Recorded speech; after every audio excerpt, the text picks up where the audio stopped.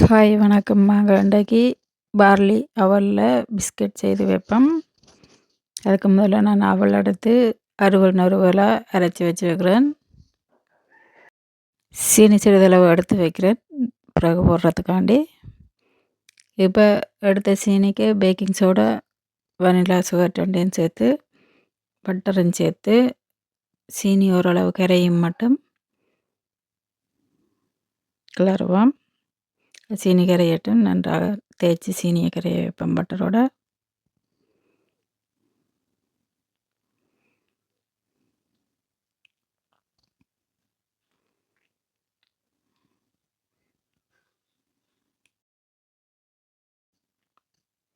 இப்போ சிறிது சிறிதாக மாவை போட்டு இதோட கலப்போம்.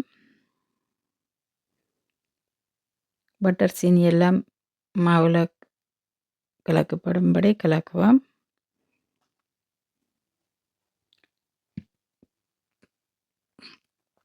இதை செய்து போத்தில் வச்சோ வந்தாலும் பிடியவில் தேநீரோடு ஒன்று எடுத்து சாப்பிடலாம்.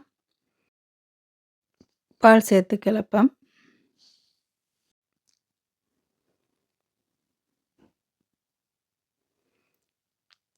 மீதம் மாவையும் எடுத்து வச்ச சீனியும் சேர்த்து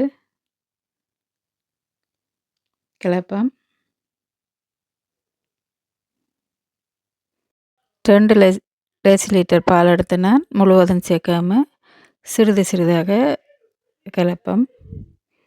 இப்போ தான் தண்ணி தன்மை கூடாமல் பதத்துக்கு நாங்கள் குழைத்தெடுக்கலாம்.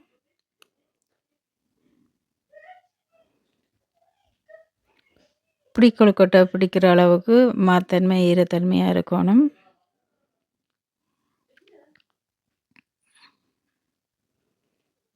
குழச்ச மாவு இது பதமாக வந்துட்டுமா இதை நாங்கள் சிறு சிறு உருண்டைகளாக உருட்டி வைப்போம்.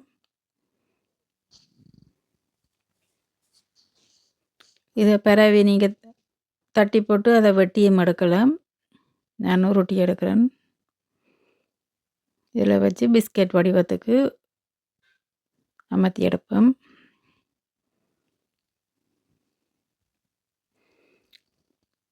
நூற்றி 150 பாகையில் 20 நிமிஷம் வச்சுனா 15 நிமிஷம் ஒரு பக்கம், 5 நிமிஷம் மற்ற பக்கம் திருப்பியும் வச்சுனா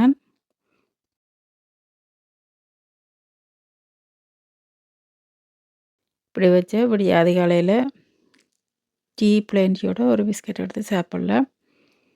நான் வேணுன பார்லி அவல் இதுதான். இது எங்களோட நாட்டு மொழியில் இருக்குது. நீங்களும் வேண்டி ட்ரை பண்ணுங்கள், செய்து பாருங்கள். நன்றி, வணக்கம்.